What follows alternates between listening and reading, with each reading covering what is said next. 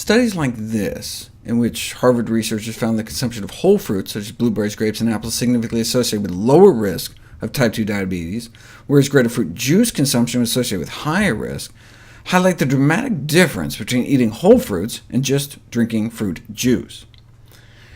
If you eat apples, your cholesterol drops compared to drinking apple juice, but leave just a little of the fiber behind cloudy apple juice, and it makes a difference.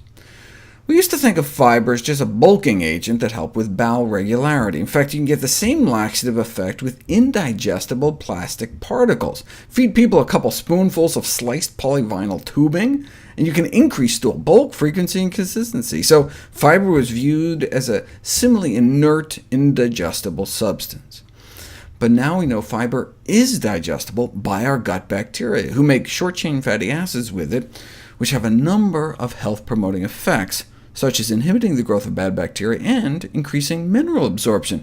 For example, experimentally infusing the rectum of the human body, they can stimulate calcium absorption. So much so, you can improve the bone mineral density of teenagers just by giving them the fiber naturally found in foods like onions, asparagus, bananas. Our good bacteria also use fiber to maintain normal bowel structure and function, preventing or alleviating diarrhea and stimulating colonic blood flow up to 5-fold, as well as fluid and electrolyte uptake.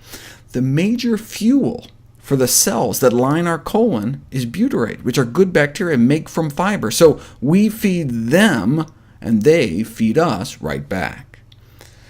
But if the only difference between fruit and fruit juice is fiber, why can't the juice industry just add some fiber back to the juice, sprinkle in a little Metamucil? Right? Why can't juice with added fiber be equated with whole fruit?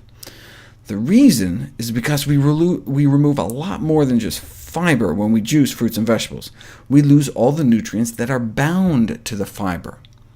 Way back in the 80s, a study found a discrepancy as to the amount of fiber in carob, using two different methods. There was a gap of about 20% that was identified not as fiber, but non-extractable polyphenols, a class of phytonutrients thought to have an array of health-promoting effects. In the light of these results, it's worth noting that some of the effects associated with the intake of dietary fiber in plants may actually be due to the presence of these polyphenols stuck to the fiber. Non-extractable polyphenols, usually ignored, are a major part of dietary polyphenols. Most polyphenol phytonutrients in plants are locked to the fiber. These so-called missing polyphenols make it down to our colon and are then liberated by our friendly flora, and can then get absorbed into our system.